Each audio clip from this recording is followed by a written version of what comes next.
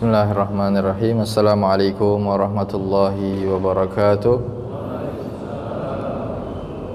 Alhamdulillah, wassalatu wassalamu ala rasulillah sayyidina wa maulana Muhammad ibn Abdullah wa ala alihi wa sahbihi wa man walah, amma ba'd. Rabbi israh li sadri wa yassir li amri wa hlul 'uqdatan min lisani yafqahu qawli. Subhanaka la ilma lana illa ma 'allamtana innaka antal alimul hakim.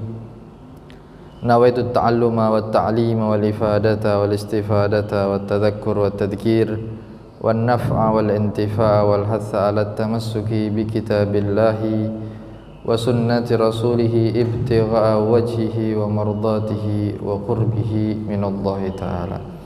Alhamdulillah, hadirin hadirat, para jamaah Masjid Raya, semoga Allah Subhanahu wa taala senantiasa memberikan kepada kita nikmat sehat walafiat, memberikan kepada kita istiqamah, dan juga agar Allah Subhanahu wa taala memberikan kepada kita husnul khatimah indal maut. Amin ya rabbal alamin. Alhamdulillah, pada hari ini kita juga sangat bersyukur kepada Allah Subhanahu wa taala masih senantiasa ditakdirkan oleh Allah untuk menjadi hamba-hamba yang baik, mau memenuhi panggilan Allah Subhanahu wa taala. Ya, itu adalah salah satu daripada tanda yang kecil tapi sangat berarti besar kelak di akhirat, ya. Tanda kita menjadi orang yang baik. Ketika Allah menghendaki kebaikan kepada kita, kita bisa melaksanakan kebaikan tersebut, maka itu adalah salah satu daripada tanda kebaikan pada kita. Tanda Allah menginginkan kebaikan kepada kita. Ditambah lagi, terkhusus kita hadir di dalam pengajian, ya. Sebagaimana sabdanya Nabi, man yuridillah bihi khairan yufaqihu fiddin. Barang siapa yang seseorang tersebut dikehendaki kebaikan oleh Allah, bukan oleh manusia. Seseorang yang dikehendaki kebaikan oleh Allah, maka tandanya apa? Seseorang tersebut akan dimudahkan memahami ilmu agama. Nah, jadi ketika kita mendapatkan ilmu agama, dimudahkan memahami ilmu agama, bisa hadir di tempat-tempat yang di situ dijelaskan ilmu agama, maka salah satu kebaikan yang Allah inginkan untuk kita. Kalau kebaikan tersebut sumbernya dari Allah, insya Allah kebaikan tersebut sudah pasti akan menjadikan keberuntungan untuk kita di dunia dan di akhirat, ya. Bismillahirrahmanirrahim.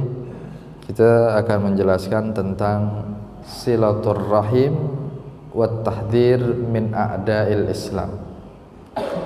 Bab tentang silaturrahmi dan mewaspadai kewaspadaan kita terhadap musuh-musuh Islam. Ilamu annahu kama yajibu wa yata'akkadu al-insan an yabarra walidayhi wa yahdhara min uquqihima fa alayhi aidan an yasila aqaribahu wa arhamahu. Ketahuilah bahwasannya sebagaimana kita diwajibkan dan diharuskan dengan sangat bagi manusia untuk berbuat baik kepada kedua orang tuanya, maka kita juga dilarang dan dihimbau agar tidak menyakiti kedua orang tua. Maka seharusnya juga bagi kita untuk menyambung kerabat dan rahim, hubungan saudara antara keluarga tadi. Kita dituntut berbuat baik kepada orang tua, kita dituntut untuk tidak menyakiti kedua orang tua, begitu juga kita dituntut untuk bisa berbuat baik kepada keluarga.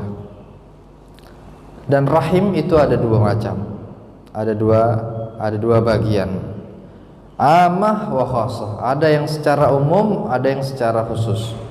Yang secara khusus adalah qarabatun nasab, yang kita ada hubungan secara nasab, bapak, kakek, ya, ke atas, ke samping, saudara, paman, saudaranya, anak daripada paman, anak daripada bibi, entah dari sebelah bapak, sebelah ibu, ke bawah ada ponakan, ada cucu, ya. Itu kita diikat dengan nasab.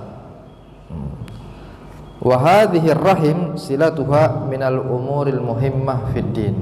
Hubungan kerabat secara nasab tersebut itu adalah yang perkara yang sangat penting yang dianjurkan di dalam agama. Jadi agama memerintahkan kita untuk berbuat baik kepada mereka yang masih satu nasab, dan mengancam apa? Mengancam yang memutus tali persaudaraan tersebut dengan dilaknat oleh Allah. Laknat tersebut artinya adalah jauh dari rahmat Allah.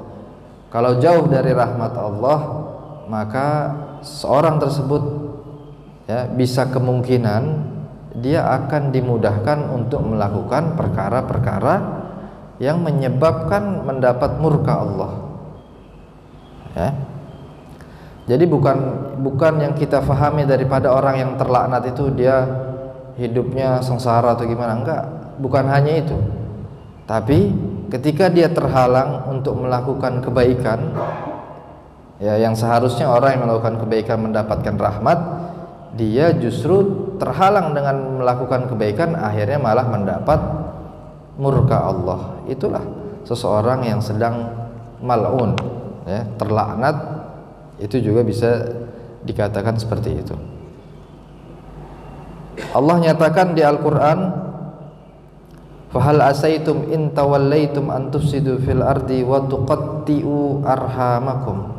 Nah, kalimat wa tuqatti'u arhamakum ini sebuah ancaman dari Allah untuk orang-orang yang memutus tali silaturahmi.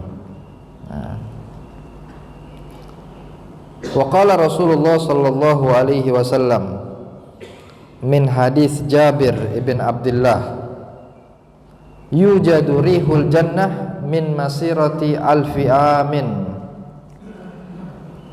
Akan didapati bau surga itu dari jarak kurang lebih 1000 tahun.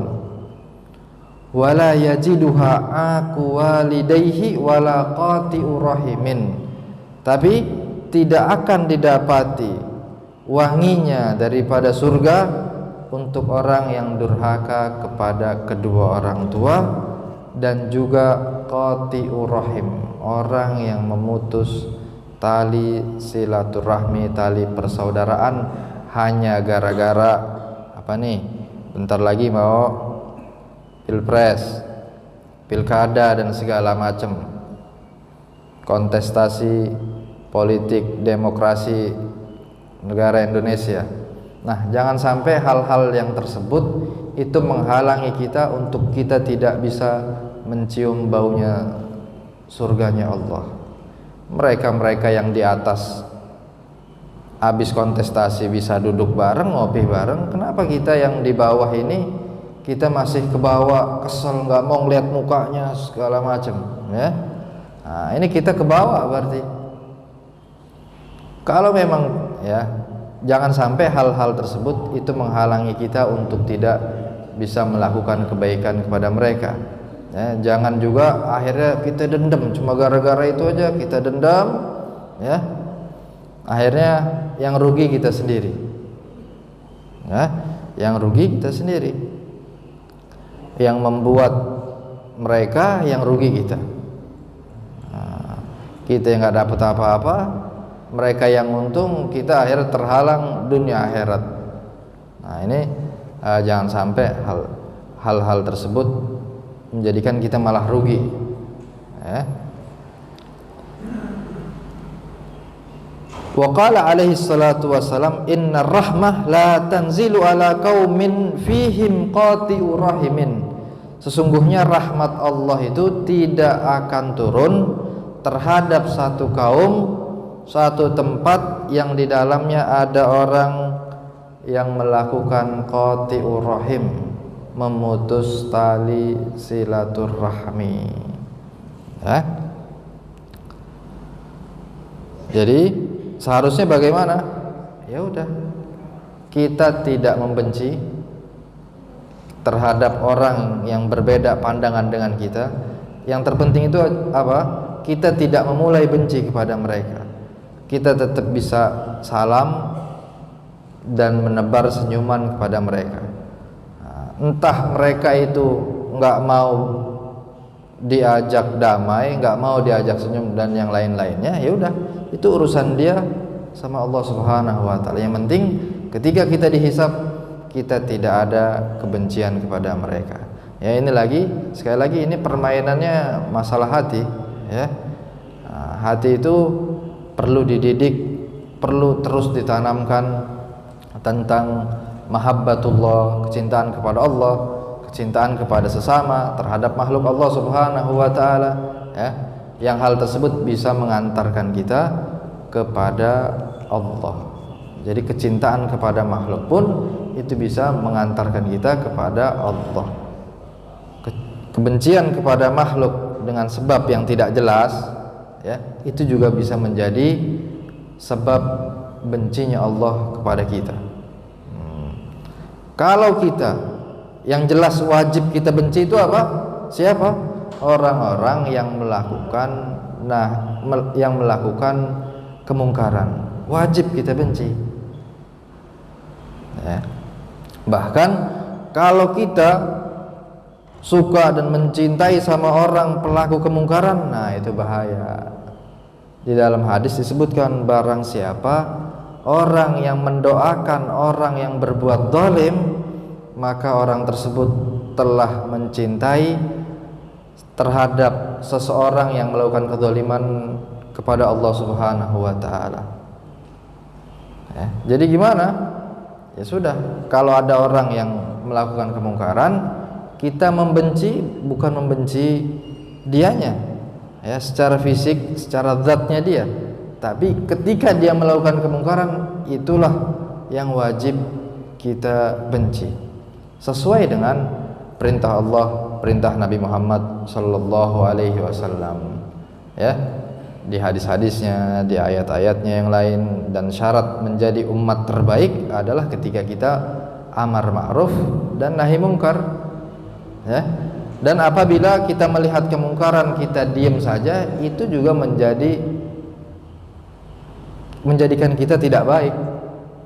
Yang terbaik itu apabila ada kemungkaran kita bersikap. Penguasa dia bisa bersikap dengan leluasa, bisa dengan tangannya, dengan tanda tangannya, dengan peraturan-peraturannya. Yang tidak mempunyai sifat tersebut dengan lisan di pengajian kita sampaikan, pelaku LGBT haram, nggak boleh. Pelaku yang mengambil hak orang lain, yang korupsi, itu nggak boleh, haram. Kita sampaikan sesuai ranah yang kita mampu, ya. Kemudian ada acara kemaksiatan di tengah-tengah kampung, ada orkes, ya, yang di situ dipastikan akan terjadi ikhtilat, yang nyanyi nggak pakai menutup aurat, itu dosa. Dan kita punya andil, kita bisa memerintahkan untuk tidak dilakukan hal tersebut, terus kita tidak bersikap, nah itu juga menjadi sebuah dosa buat kita, ya. Paling tidak, yang paling rendah dengan apa? Kita diam, kita nggak ikut andil di dalam acara-acara kemungkaran, kita diam, hati kita penuh pengingkaran, itu yang paling rendah. Dan kata Nabi, wadzalika ad'aful iman, paling rendahnya keimanan apabila ada kemungkaran kita diam, kita nggak ikut-ikutan, itu paling rendahnya, ya. Jadi itulah yang wajib kita tidak lakukan hubungan silaturahmi apabila ada di antara keluarga kita pelaku kemaksiatan, pencipta kemaksiatan, pendukung kemaksiatan, nggak apa-apa. Wajib hukumnya kita memutus silaturahmi dengan dia, karena ini pernah terjadi, apalagi kaitannya dengan akidah. Ya, Nabi Muhammad memerintahkan untuk menceraikan anaknya yang bernama Ruqayyah dan Ummu Kulthum ketika risalah Islam sudah datang, namun anak-anak daripada Utbah dan Utaibah, anaknya Abu Lahab. Jadi anaknya Nabi menikah dengan sepupunya, anaknya Abu Lahab. Ketika Islam datang, pamannya nggak masuk Islam, anaknya juga nggak mau masuk Islam, maka Nabi memutus, memerintahkan untuk bercerai kepada anaknya tersebut. Nah, itu nggak masalah. Nah, di hadis kursi Allah Ta'ala menyatakan, Anallah wa anar Rahman, aku Allah dan aku zat yang memiliki sifat kasih sayang. Halaktur rahim, aku yang menciptakan kasih sayang tersebut.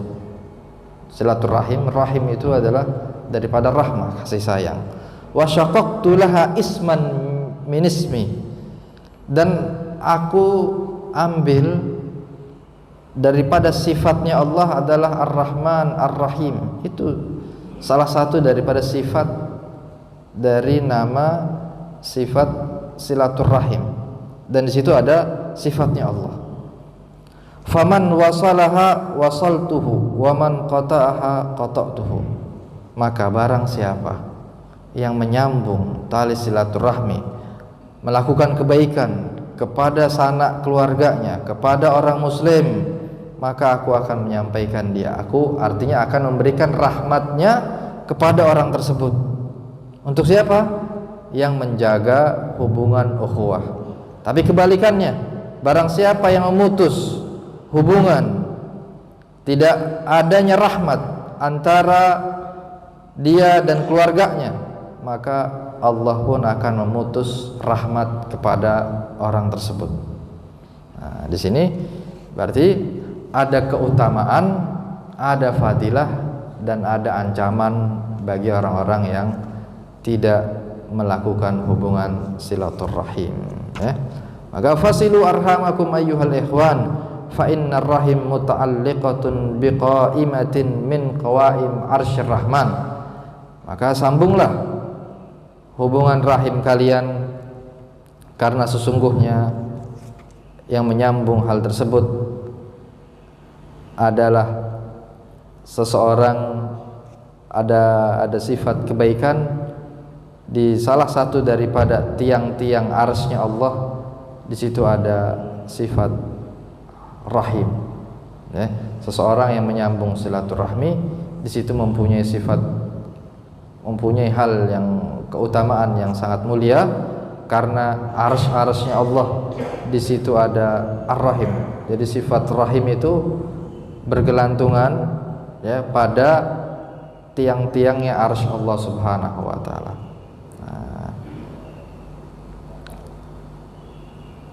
Nah, itu rahim yang secara khusus menyambung silaturahmi kepada keluarga. Rahim yang secara umum adalah ar-rabithah ad-diniyah al-islamiyah allati tarbitu jami'a afradil muslimin ba'dhum bi ba'din fi jami'i aqtaril ard. Rahim yang secara umum adalah hubungan agama, hubungan yang dibangun atas dasar agama, yang menyatukan seorang muslim, individu seorang muslim berkumpul dengan atas nama agama di permukaan bumi ini. Saat ini kita berkumpul nih. Ini dari rumah yang beda-beda, dari keluarga yang beda-beda. Mau ngapain? Mau sholat jamaah, mau ngaji, mau majelis, mau hadir maulid, mau hadir hal-hal yang diridhoi oleh Allah Subhanahu wa taala. Mereka ketika berkumpul di satu tempat tadi, kenapa mereka berkumpul di satu tempat tadi? Mereka nyaman. Ada saudara muslim di sana, kita ketemu, ngumpul di sana, ada acara yang baik, kita ngumpul. Kita disatukan dengan acara tadi. Seperti ada acara-acara saat ini ya, ada munajat kubra di Istiqlal. Kemarin juga kita punya kepedulian warga Bekasi yang di kota, yang di kabupaten, di stadion, menyuarakan apa? Tentang kepedulian kita terhadap saudara-saudara di Palestina. Itu kita disatukan, tidak saling mengenal. Kenapa kita bersatu pada saat itu ngumpul? Untuk mengungkapkan ukhuwah kita kepada saudara kita yang di Palestina. Itu kita sedang membangun rahim secara umum. Dianjurkan sama Allah, dianjurkan dan mendapatkan fadilah dan keutamaan yang sangat besar ya. Wa hadhihi rabitah ya ni'matul kubra allati an'ama Allahu biha 'alal muslimin ya. Ikatan itu ikatan yang sangat baik, nikmat yang besar yang Allah berikan kepada orang muslim. Itulah yang dicontohkan Nabi Muhammad sallallahu alaihi wasallam saat Nabi hijrah ke kota Madinah. Saat Nabi di awal-awal membangun Islam, Nabi membangun Islam bukan hanya dengan keluarganya, tapi justru dari yang bukan keluarganya dan orang-orang yang lemah, mereka disatukan untuk mentauhidkan Allah, mengenal Allah, memahami ilmu-ilmu agama yang dibawa oleh Nabi Muhammad sallallahu alaihi wasallam. Begitu juga saat Nabi di Madinah. Nabi bawa kelompoknya dari orang-orang Mekah, sampailah di Madinah dengan suku yang beda, kota yang beda, nggak ada hubungan keluarga, disatukan dengan nama Islam. Nah, seperti kita saat ini, kita bisa berkumpul karena apa? Kita ada rasa ukhuwah Islamiyah. Itulah Islam bisa bertahan sampai saat ini ketika kita masih bersatu.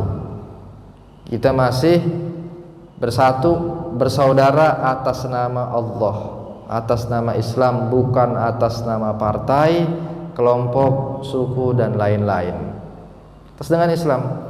Kalau kita cuma ngandelin suku dan negara doang, ngapain kita keluar duit untuk sibuk ngurusin Palestina? Sibuk ngurusin saudara-saudara kita yang kena apa dulu musibah Rohingya dan segala macam. Ya. Kenapa kita masih mengeluarkan uang, peduli? Karena kita dibangun dengan kesadaran Islamiyah. Ya, karena Allah Ta'ala yang merintahkan, Nabi Muhammad yang merintahkan bahwasannya muslim dan muslim yang lain itu seperti bangunan ya, yang menguatkan satu dengan yang lainnya. Disitulah kita ada kepedulian. Nah, hatta soru biha ikhwatan fiddin, sampailah mereka menjadi dan kita menjadi ketika berkumpul saudara seagama. Terkadang saudara seagama lebih kuat daripada hubungan saudara senasab. Kalau kita punya saudara yang senasab tapi enggak seakidah, agamanya udah beda, udah di blacklist itu sama Allah, warisan pun dia nggak dapat ya. Kemudian nggak usah masalah yang agama lah, kita punya saudara ya, tapi dia nggak cinta kepada kebaikan, dia demennya maksiat terus. Kira-kira gimana itu? Pasti kita nggak suka. Dengan sendirinya naluri kita nggak menyukai. Kita punya anak dah, kita punya anak dua, satu masya Allah taat sama kita, melakukan kebaikan dan segala macam, berbakti, berbuat baik. Satunya lagi subhanallah mau dibangunin subuh aja, mau disuruh sholat aja nggak bisa. Dengan sendirinya apa? Ini hubungan rahim, kita nggak akan menyukai. Dia nggak taat, nggak patuh sama kita. Giliran duit nomor satu, makan nomor satu, ya disuruh nggak mau. Nah, dengan sendirinya kita akan tidak suka dengan yang seperti ini. Kita suka dengan yang baik. Disitulah Islam. Ya, agama Islam ini kita dibangun dengan kita ditumbuhkan mempunyai rasa untuk mencintai hal-hal yang baik, membenci hal-hal yang buruk. Jadi nggak usah pakai ngaji lagi. Dengan sendirinya naluri kita itu dibangun dengan apa? Mencintai kebaikan, ya, benci terhadap keburukan. Itu tanda daripada rahmatnya Allah. Tanda rahmatnya Allah ya tadi, kita nggak menyukai adanya perbuatan buruk di rumah kita, di kampung kita. Adanya orang yang minum khamr kita nggak suka. Adanya perbuatan zina, adanya perbuatan LGBT, adanya merampas hak orang lain, dengan sendirinya nggak usah pakai belajar, nggak usah dengar Quran, kita dengan sendiri nggak suka dengan perilaku tersebut. Kenapa Allah meletakkan hal tersebut? Itu tanda rahmatnya Allah. Jadi jibillah kita, naluri kita, tabiat kita dijadikan nama Allah untuk membenci perkara-perkara yang buruk. Oh, ternyata Al-Quran memang memerintahkan untuk membenci perilaku keburukan. Akhirnya apa? Rasa kita tadi dengan kebencian tadi menjadikan sebuah pahala. Masya Allah, itu kan rahmat. Tanda rahmatnya Allah, sayangnya Allah sama kita. Ya. Jadi rasa kita disatukan dengan syariat. Yang kita suka dengan kebaikan ternyata syariat mendukung. Nah, akhirnya kita mendapatkan pahala di dalam hal tersebut. Kama qala ta'ala fa asbahtum bi ni'matihi ihwana. Nah, maka ketika kalian menjadi bersaudara dengan agama, itu adalah menjadi nikmat. Disebutkan juga al-mu'min qawiyyun bi ikhwanihi dhaifun bi nafsihi. Orang mukmin itu kalau rame-rame dia kuat. Tapi kalau sendiri dhaif, lemah.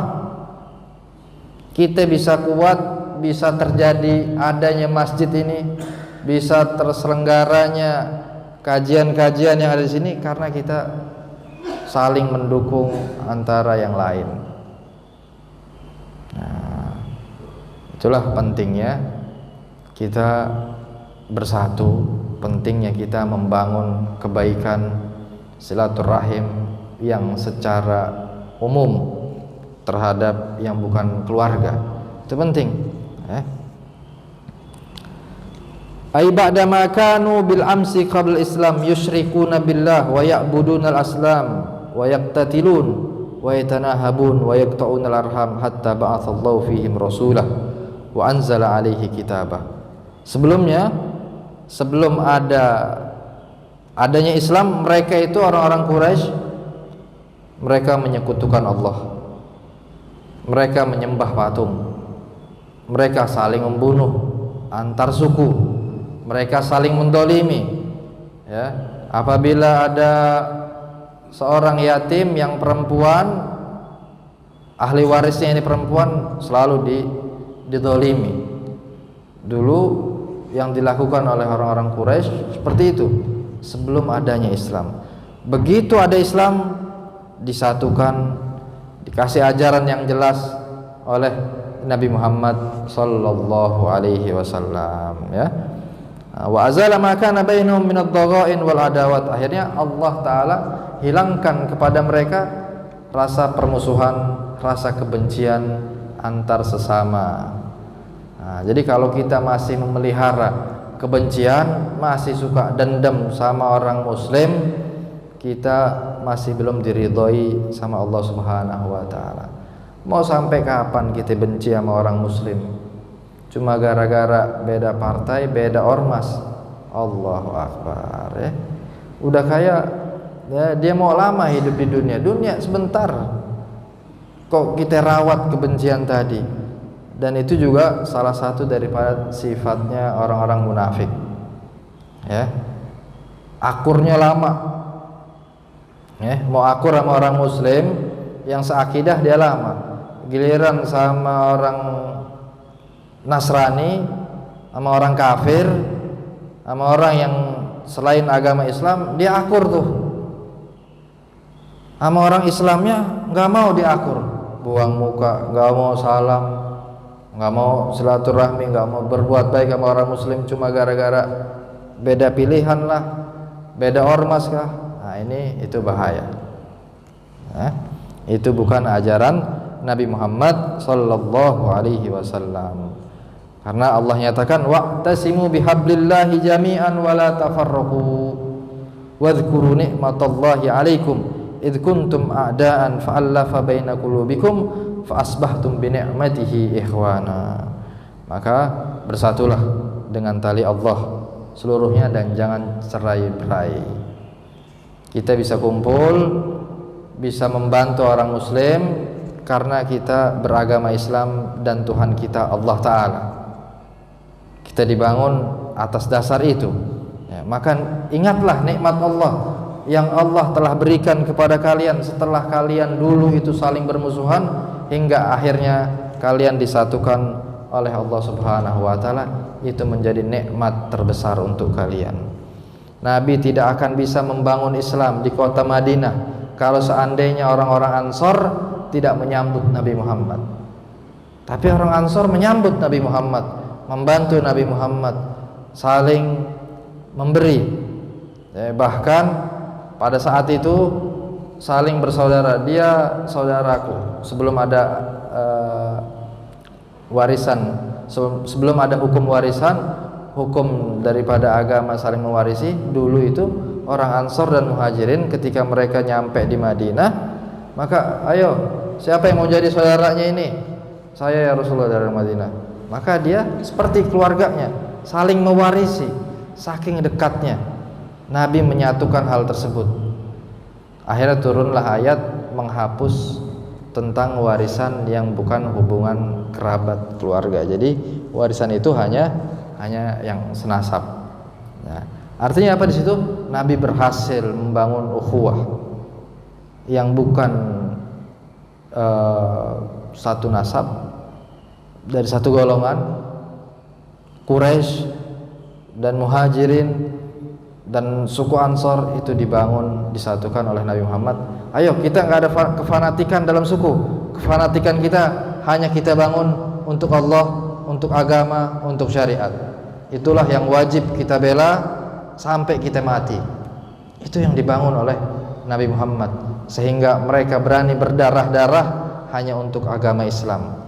Orang-orang Palestina yang saat ini, orang-orang Gaza, penduduk Gaza, kota Gaza, mereka kenapa mereka berani berdarah-darah mengorbankan diri dan kampungnya untuk Islam, untuk Aqsa?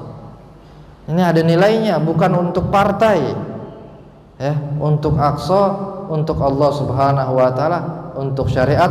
Karena Masjidil Aqsa adalah saudara daripada Masjidil Haram Makkah dan Masjid Nabawi Madinah, dan tempat yang paling mulia, tempat di mana Nabi mengumpulkan seluruh para anbiya itu di Masjidil Aqsa. Nabi menjadi imam, makmumnya seluruh anbiya yang pernah Allah utus di muka bumi ini, itu menjadi makmumnya Nabi Muhammad sallallahu alaihi wasallam. Tempat perjumpaan Nabi di Al-Qudus ya, tempat pertama Nabi Muhammad melakukan ketemu dengan Allah, dimi'rajkan dari Masjidil Aqsa, diisrakan dari Masjidil Haram ke Aqsa, kemudian dimi'rajkan ke arsy-Nya Allah Subhanahu wa Ta'ala ya. Jadi kita enggak mengatakan Hamas itu orang-orang, nah, ini kan ada orang-orang yang mengatakan Hamas dibilang radikal, Hamas dibilang ciptaan Israel, Hamas dibilang Syiah ya. Akhirnya apa? Poinnya satu, biar kita nggak peduli sama orang-orang Palestina. Berarti salah kalau ujung-ujungnya begitu. Sedangkan Nabi Muhammad memerintahkan kita untuk peduli kepada orang muslim, apalagi orang muslim tadi sedang dizalimi. Orang muslim yang tidak sedang dizalimi aja kita nggak boleh membenci dia, wajib memperhatikan dia, apalagi yang sedang dizalimin. Maka hukumnya wajib unsur ahaka zaliman au mazluman. Tolong saudaramu yang sedang dalam keadaan dizalimi. Kata Nabi Muhammad sallallahu alaihi wasallam. Jadi artinya mereka-mereka yang mengatakan Hamas dan segala macam tadi tujuannya untuk kita tidak peduli, maka pastikanlah mereka orang-orang yang sedang tersesat berarti. Berarti dia memahaminya kurang jauh, mainnya kurang jauh. Udah ada yang menyampaikan dari saudara kita, kebetulan orang Indonesia, menjelaskan tentang Hamas itu siapa, mereka itu tujuannya apa, masih nggak percaya juga, karena propaganda daripada media mengatakan memang Hamas itu radikal. 11.000 lebih 11.000 jiwa yang tidak berdosa yang sedang mempertahankan rumahnya itu dihabisin. 5.000 anak kecil, sisanya wanita dan orang-orang yang bukan lagi perang. Yang nyerang siapa? Orang-orang yang menjunjung tinggi demokrasi dan HAM. Ini sekarang Allah pertontonkan itu tuh yang lagi umbar-umbar tentang HAM, tentang demokrasi, tentang segala macam. Allah tunjukkan sekarang korban yang terbanyak dari mereka yang menjunjung tinggi HAM dan demokrasi. Yang mereka dikit-dikit menjunjung tinggi kebebasan wanita, anak kecil dan segala macam, sekarang Allah tontonkan tuh yang ngedukung Israel itu rata-rata orang-orang yang menjunjung tinggi HAM, wanita dan segala macam, tapi mereka habiskan wanita-wanita yang ada di Palestina. Kalau mau perang, lawannya sama yang bawa senjata juga, itu baru perang kan. Kalau ini pembantaian, yang dibantai anak kecil, ya Allah, gimana coba? Sekarang makanya orang-orang kufar pun yang ada di belahan dunia, mereka berani terang-terangan untuk menyuarakan kebenaran, kemanusiaan. Enggak pakai nama agama lagi sudah untuk membela Palestina. Kemanusiaan, orang yang masih punya hati kemanusiaan yang tinggi, mereka akan berjuang ke sana. Akhirnya kita temukan, kita kemarin ngelihat di Australia, ada tukang warung kopinya dia itu, warung kopinya dia yang mendukung Israel, itu di demo, didatengin, ditempelin Israel Zionis, Israel Zionis, Israel Zionis. Kok bisa yang masih muslim masih mampir ke warung kopinya dia? Ya kita harus berani. Mereka berani terang-terangan untuk memusuhi saudara kita yang ada di Palestina. Masa kita nggak berani terang-terangan juga untuk memboikot produk-produk mereka, apalagi sudah disahkan oleh MUI. Bagus pemerintah, keputusan pemerintah yang bagus wajib kita dukung, kita bela dan kita amalkan semaksimal mungkin. Urusan hal-hal yang lainnya itu urusan belakang.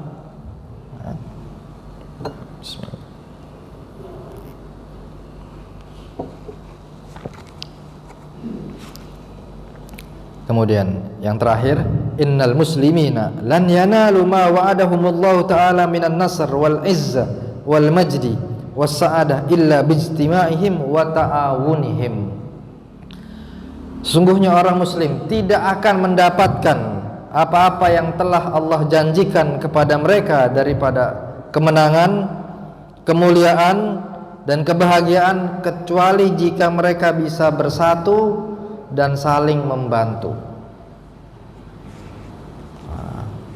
Jadi ada isyarat tentang kemenangan saudara-saudara kita yang ada di Palestina. Jika orang muslimnya masih belum bersatu, nggak bakal menang, nggak bakal menang sampai kapanpun. Ya, itu sudah janji Allah.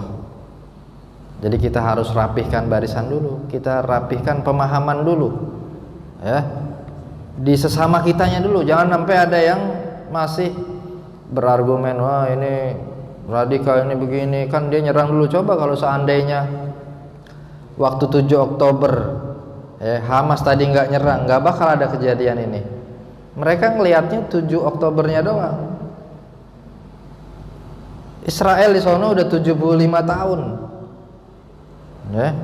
Sebelum-sebelumnya ada riwayat gimana aksi bela Palestina aja 5 tahun terakhir ini udah banyak, ya. Ada gerakan-gerakannya, kita berapa kali demo di menunjukkan persaudaraan kita di Monas, di Istiqlal, berapa kali. Bukan ini yang pertama. Artinya mereka sudah sering ditindas dan dizolimi oleh Zionis Israel. Ya, kita tidak katakan semua kafir itu wajib kita boikot produknya, tapi yang wajib kita boikot dan wajib kita perangi adalah orang kafir yang memerangi orang Islam. Ya, itu yang wajib kita lakukan. Kalau orang kafir yang tidak memerangi orang Islam, wajib kita menjaga kehormatan dirinya. Nggak boleh kita punya tetangga non muslim kafir, selagi mereka tidak menyakiti kita, tidak memerangi kita, nggak boleh kita ganggu. Ya, walaupun dia Yahudi, pamnya ada Yahudi nih di samping rumah kita, ya, tapi dia pro kepada saudara-saudara kita yang ada di Palestina, nggak boleh. Seperti yang ditawan oleh Hamas, oleh orang-orang Palestina, gimana mereka? Bahagia, mereka nggak tertekan. Berarti apa? Orang Hamas memperlakukan mereka sebagaimana layaknya saudara, bukan musuh. Tapi lihat, orang Muslim yang ditawan oleh orang Israel, gimana? Yang perempuan, ada perempuan, seorang ibu jurnalis, ya, dia disiram dengan air keras wajahnya. Binatang, ajarannya mereka tidak ada rahmat sedikit pun. Adapun mereka yang pura-pura mengatasnamakan hak asasi manusia, kebebasan, menjunjung tinggi wanita, itu palsu semua, kizib, bohong. Sekarang di Amerika, suku Amerika yang aslinya mana ada? Gak ada. Suku aslinya itu dihancurkan, dihabisin sama mereka. Gak ada lagi, mungkin hanya sisa sedikit, hanya buat sumber bukti budaya. Mereka pura-pura menghormati budaya, ya, disisakanlah suku aborigin, ya, suku asli Amerika, hanya ada di film-film doang. Yang kulit hitamnya dihabisin semua dulu, dibantai. Itu yang kita percaya mereka adalah orang-orang pejuang daripada hak asasi manusia dan yang lain-lain. Jadi emang udah, kita emang harus percayanya sama Allah, sama Nabi Muhammad, sama syariatnya. Udah, jangan percaya sama aturan-aturan yang lain, ya. Walaupun tidak diterapkan di Indonesia, tapi kita tetap yang benar adalah hukum Allah, hukum Nabi Muhammad SAW. Yang apabila kebetulan di negara kita mendukung hukum-hukum daripada bagian hukum-hukum Islam, wajib kita perjuangkan. Ya, nah, insya Allah dengan seperti itu kita berharap kepada Allah Subhanahu Wa Taala akan dikuatkan umat Islam yang ada di Palestina, akan dihancurkan musuh-musuh Allah Subhanahu Wa Taala dengan caranya Allah, ya, sudah pasti mereka diterima, para syuhada mereka. Bagi orang Muslim Gaza itu adalah pertemuan mereka dengan Allah Ta'ala, ya. Bagi orang Israel itu adalah kuburan, jalur kuburan yang mengantarkan mereka kepada neraka. Tapi bagi umat Islam itu adalah jalur kemuliaan mereka. Mereka kalau mau mencari dunia, pasti mereka tinggal hijrah aja, pergi aja. Tapi mereka nggak mau. Memang Allah kasih hati yang lebih kuat daripada kita, yang mereka menerima resiko untuk kehilangan rumah, keluarga dan segala macam untuk mempertahankan tanah mereka dan Aqsa, ya. Insyaallah Allah akan menunjukkan kepada kita kemenangannya. Allah akan menunjukkan kepada orang-orang Israel, ya, tentang kesalahannya mereka, dan Allah akan hancurkan mereka sehancur-hancurnya sehingga kita bisa menjadikan Nabi Muhammad SAW menjadi panutan kita, Nabi Muhammad SAW menjadi uswah kita, untuk keluarga kita, untuk bangsa kita, sehingga kita mendapatkan rahmat dan ridho daripada Allah Subhanahu wa Ta'ala. Dan kita juga berharap agar Allah Subhanahu wa Ta'ala jaga negara kita, Allah jaga pemimpin-pemimpin kita yang menginginkan kebaikan kepada rakyatnya. Tapi apabila ada pemimpin-pemimpin kita yang tidak menginginkan kebaikan kepada rakyatnya, semoga Allah kasih mereka pelajaran dengan caranya Allah Subhanahu wa Ta'ala. Semoga Allah Subhanahu wa Ta'ala juga jaga lingkungan kita, keluarga kita daripada fitnah-fitnah yang menjadikan kita untuk cinta kepada kemaksiatan. Dan juga kita berharap kepada Allah Subhanahu wa Ta'ala agar kita senantiasa diberikan istiqamah, diberikan kecintaan, keridhaan dari Allah dan daripada Nabi Muhammad sallallahu alaihi wasallam. Allahumma shalli wa sallim ala sayyidina Muhammad wa ala ali sayyidina Muhammad, tibbil qulub wa dawaiha wa afiyatil abdan wa shifaiha wa nuril absar wa diyaiha wa qutil arwah wa gidaiha wa ala alihi wa sahbihi wasallim. Allahumma ansur Islam wal muslimin wa ahlikil kafarata wal yahuda wal kafarata wal musyrikin. Allahumma ahlik a'da'ad-din, Allahumma dammir a'da'ad-din, Allahumma zikhum kulla mumazzak. Allahumma ansur umat sayyidina Muhammad wa farij an umat sayyidina Muhammad washfi amrad sayyidina Muhammad birahmatika ya arhamar rahimin.